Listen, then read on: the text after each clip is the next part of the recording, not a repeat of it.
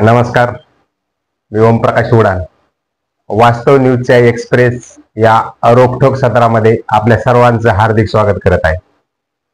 आज आपण एका विषयावर चर्चा करणार आहोत, समीक्षा करणार आहोत.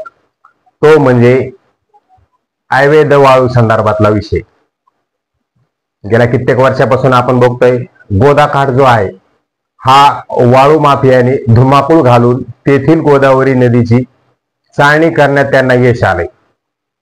आणि या यशामागे नेमका कुणाचा हात आहे, त्यांना एवढी सपोर्टिंग का बरं भेटते, तर यामध्ये सर्वात जास्त विशेष म्हणजे महसूल आणि पोलीस या दोन्ही विभागाचं अत्यंत दुर्लक्ष असल्यामुळे या सगळ्या होत आहेत असं तरी दिसून येते. कारण या संदर्भात कारवाई कोण करणार, तर ती महसूलची संपत्ती आहे. आणि याबरोबरच पोलीस खात्यानंही लक्ष देणं गरजेचं आहे. परंतु आपण दिवसेंदिवस बघतो आहोत या वाळू माफिया जे आहेत ते सर्रासपणे बहुतांश ठिकाणी बोलताना दिसतात. महसूल विभागही आमच्या खिशात आहे, पोलीस विभागही आमच्या खिशात आहे, आमचं कुणीच काही करू शकत नाही अशी भाषा ते वापरताना दिसतात. मग यांचा आशीर्वाद नाहीये तर ही भाषा का वापरतात हा सुद्धा एक प्रश्न आहे. मध्यंतरी जालना जिल्ह्यामध्ये जिल्हाधिकारी यांच्या मार्गदर्शनाखाली मोठ्या प्रमाणात वाळू माफियांच्या मुसक्या आवळल्या, भरपूर कारवाया करण्यात आल्या. त्या आपण विविध वृत्तपत्रातून बघितल्या सुद्धा. परंतु एवढ्या दिवसापासून ही अवैध वाळू वाहतूक चालू आहे, अवैध वाळू उपसा चालू आहे. मग एवढे दिवस तुम्ही काय झोपले होते का? महसूल विभाग असेल, पोलीस प्रशासन असेल, काय झोपा काढत होतं का? काय तर म्हणे आम्हाला निवडणुकीचे फार कामे असतात, फार कामे होते निवडणुकीचे, त्यामुळं आम्हाला कारवाया करता आले नाही. अरे तुम्ही कारवाया करत नाही म्हणूनच त्यांची डेअरिंग आहे ती दिवसेंदिवस वाढत आहे. छोट्या मोठ्या गोष्टीकडे जर लक्ष दिलं महसूल विभागाने असो किंवा पोलीस विभागाने, वाळू वाहतूक चालू आहे, अवैध उपसा चालू आहे, याला प्रतिबंध यायला पाहिजे ना. याला महसूल आणि पोलीस प्रशासन यांचं सपशेल दुर्लक्ष असल्यामुळं हा जो अवैध वाळू वाहतूक आहे आणि वाळू उपसा आहे हा मोठ्या प्रमाणात वाढलेला दिसतो आहे. यात आपण जर बघायला गेलं तर गावातील काही काही ग्रामपंचायत असतील, त्याचे सरपंच उपसरपंच असतील, सदस्य असतील, यांना हाताखाली धरून हे वाळू माफिया हळूहळू हळूहळू आपलं ठाण तेथे मांडून बसतात. आणि गोदापात्रातून रात्री तर सोडा, परंतु दिवसा ढवळ्यात सुद्धा अवैध वाळू उपसा आणि वाहतूक करण्यात येते. यामध्ये फार मोठी गडगंज संपत्ती हे वाळू माफिया कमावताना दिसतात. मग त्याच्यात ते वाटण्या करतानाही ऐकून येतं आपल्याला. महसूल विभागाचे काही असतील त्याच्यामध्ये अधिकारी कर्मचारी, त्यांना याबरोबरच पोलीस प्रशासन, या सर्वांचे हे हात जे आहेत ते ओले करूनच पुढील त्यांचा व्यवसाय तो आहे चालू ठेवतात. कारण तो काही एक दिवसाचा विषय नाहीये. आणि याकडं महसूल आणि पोलीस प्रशासनानं कायम लक्ष ठेवणं गरजेचं आहे. इवन तक्रारी करून, फोन करून सुद्धा हे कारवाई करताना दिसत नाहीये. मग तुमचे महसूल विभागाचे तलाठी असतील तिथं काय करतात, मंडळ अधिकारी असतील ते काय करतात, त्यांना माहित नाही या गोष्टी. सगळ्या जनतेला या गोष्टी माहित होत्यात, इतर सगळ्या ठिकाणी या गोष्टी माहित होत्यात, आणि मग तुमच्या महसूल विभागालाच माहित होत नाहीये. पोलीस विभाग काय करतोय हा सुद्धा एक प्रश्न आहे. पोलीस विभागाला सांगायला गेलं तर ते डायरेक्ट म्हणणार आमच्याकडे स्टाफच नाही, आम्ही तरी कुठं कुठं लक्ष देणार. अरे ही काय पद्धत झाली तुमची बोलण्याची? अवैध गोष्टी जिथं चालू असतील तिथं पोलीस प्रशासनाचं एक काम आहे तेथे जाऊन कारवाई करणं. धातूर मातूर आपलं काहीतरी जाणार, कारवाई करणार आणि मोकळे होणार. परंतु याकडे महसूल आणि पोलीस विभागाचं सपशेल दुर्लक्ष असल्याचं दिसून येते. मध्यंतरी फार मोठ्या प्रमाणात जिल्ह्यामध्ये अवैध वाळू वाहतूक आणि उपशावर कारवाया करण्यात आल्या. परंतु यांना एवढं बळ का बरं भेटलं? हे किती वर्षापासून या व्यवसायामध्ये आहेत. कोणाकडे 10 हायवा आहेत, कोणाकडे 4 हायवा आहेत, कोणाकडे 15 हायवा आहेत. अरे या सगळी एवढी संपत्ती तुम्ही जमवली, ही कुणाच्या माध्यमातून जमवली, कधी जमवली आहे? तर याला सुद्धा महसूल आणि पोलीस प्रशासनाचाच आशीर्वाद असल्याचं दिसून येते. कारण याशिवाय या गोष्टी होणं शक्यच नाहीये. कोणी तक्रार करायला गेलं, सांगायला गेलं तर ते म्हणणार हा बघतो, हा येतो, आम्ही ट्रॅप लावू, असं करू, तसं करू. यावरून महसूल आणि पोलीस प्रशासनाचं सपशेल दुर्लक्ष याकडे असल्याचं दिसून येते. हा अंबड घनसंगी तालुक्यातला गोदाकाठ सोडा, परंतु बीड जिल्ह्यातले वाळू माफिया जालना जिल्ह्याच्या हद्दीमध्ये येऊन वाळू उपसा करतायत. किती खेदाची बाब आहे. आणि याकडे याचा कसलाही थांगपत्ता महसूल विभागाला लागत नाही ना पोलीस विभागाला लागत नाही. पोलीस विभाग तर इतका दुर्लक्ष करतोय महसूल विभागापेक्षाही जास्त. कारण सर्वसामान्याच्या तक्रारी घेणं, सर्वसामान्याच्या फोनच्या मेसेजवरून कारवाई करणं ही तर फार दूरची गोष्ट राहील. परंतु याकडे पोलीस प्रशासनात सुद्धा दुर्लक्ष असल्याचं सपशेल दिसून येते. आपण जर बघायला गेलो तर तीर्थापुरी परिसरामध्ये भोगगाव असेल, रामसगाव असेल, बाणेगाव असेल, जोगलादेवी असेल, राजा टाकळी असेल, शिवणगाव असेल, भादली असेल, किती अवैध वाळू साठा आहे, किती अवैध वाळू उपसा होतोय. मुद्रेगाव असेल त्याच्यामध्ये. आणि हा अवैध साठा करून लाखो रुपयाची संपत्ती हे वाळू माफिया कमावतात. मग यांना कुणाचा आशीर्वाद असल्याशिवाय ह्या गोष्टी शक्य आहेत का? म्हणजे याकडे महसूल आणि पोलीस प्रशासनाचं सपशेल दुर्लक्ष असल्याचं दिसून येते. या गोदाकाठामध्ये तर धुमाकूळ चाललाय. अरे रात्री तर सोडा दिवसा सुद्धा हे भरू घेऊन चालले. मग एवढे सगळे लोडिंग वाहनं असतात, त्यांना नंबर आहेत का नाही आहेत, शक्यतो त्यांचे नंबर जे आहेत ते कट केलेले असतात किंवा त्याच्यावर काहीतरी लावलेलं असतं म्हणजे ओळखू येऊ नये. परंतु एवढे लोडिंग वाहनं रोडवरून जाताना सर्वसामान्याला दिसतात. मग महसूल आणि पोलीस प्रशासनाला दिसत नाहीत का त्यांनी पट्टी बांधली आहे डोळ्याला? हा सुद्धा एक प्रश्न आहे. कधीतरी आपलं काहीतरी कारवाई दाखवा म्हणून थातूरमातूर कारवाई करणार, परंतु महसूल आणि पोलीस प्रशासनाच्या आशीर्वादामुळे यांची एवढी पोच वाढली आणि ते दिवसा ढवळ्या सुद्धा अवैध वाळू उपसा आणि वाहतूक करायला सुद्धा मागे पुढे बघत नाहीये. म्हणून याकडे महसूल आणि पोलीस प्रशासनानं जातीने लक्ष देणं गरजेचं आहे.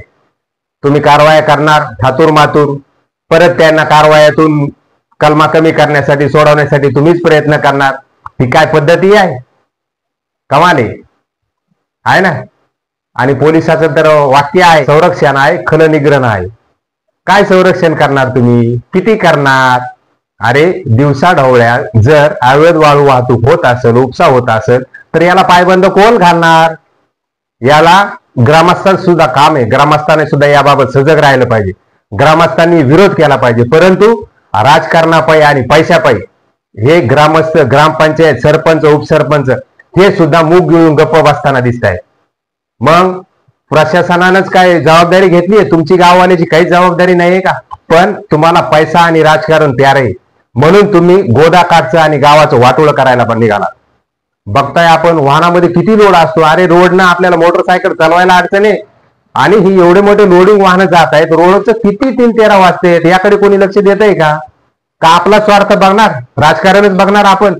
यामध्ये बहुतांश राजकारणाशी निगडीतच जे आहे ते वाळू माफिया असल्याचं दिसून येते आणि यातून गडगंज संपत्ती कमवायची आणि मोठेपणा मिरवायचा. हे साहेब आमचे, हे साहेब आमचे, हे आमचे मार्गदर्शक, हे आमचे. अरे काय चाललंय? कुणीतरी याकडे लक्ष देणार का? महसूल आणि पोलीस प्रशासनाची जर जबाबदारी आहेच आहे, परंतु ग्रामस्थांची सुद्धा ही जबाबदारी आहे. आपल्या गावातील ही जी संपत्ती आहे हिचं रक्षण केलं पाहिजे. परंतु राजकारण आणि पैशापायी या सगळ्या गोष्टी गुंडाळून ठेवल्या जातात. फार खेदाची बाब आहे. परंतु याकडे ग्रामस्थांनी सुद्धा लक्ष जर दिलं तर आपली इथला अवैध वाळू उपसा बंद होऊ शकतो. परंतु सगळ्याच्या तोंडाला त्याची लालच लागली आहे. आपले खिसे ओले होतानाही त्याची लालच लागली आहे म्हणून कोणीच काही बोलायला तयार नाही. परंतु या संपत्तीने एक गोष्ट लक्षात ठेवली पाहिजे, अशी संपत्ती आपल्याला लवकर जसं वर नेते तसंच लवकर खाली सुद्धा आणायला मागं पुढं बघणार नाही. आणि कधी आपण ढसळू, कधी व्यसनाच्या आहारी जाऊ हे सुद्धा आपल्याला कळणार नाही. आज बऱ्याच ठिकाणच्या अवैध वाळू उपसा करणारे जे गावं आहेत, वाहतूक करणारे गावं आहेत, तिथली परिस्थिती बघा. तिथले युवक इतके व्यसनाच्या आहारी गेलेत, त्यांना कशाचाच काही थांगपत्ता लागण्याचा झालाय. तिथे मुली द्यायला सुद्धा लोक नानू करायलेत. तिथले बहुतांश मुलं बिना लग्नाचेच आहेत. कित्येक 30-30 वर्ष, 34-34 वर्ष त्यांचं वय झालंय, परंतु तरी सुद्धा त्यांचे लग्न होत नाहीत. कोणी ठेपा घेऊन येत नाही. का? तर ह्या अवैध वाळूचे हे परिणाम आहेत. याबरोबरच रस्त्याचा विषय असेल, आपल्या ग्रामीण भागामध्ये रस्त्याची फार दुर्मिळ अवस्था झालेली आहे. परंतु ह्या वाळूने, अवैध वाळूनी आणि वाळू वाहतुकीमुळे या रोडचे 3-13 वाजताना दिसत आहेत. परंतु याचा त्रास सगळ्या त्या रोडवरून जाणाऱ्या ग्रामस्थांना सहन करावा लागतोय. म्हणून तुम्ही काय करायले?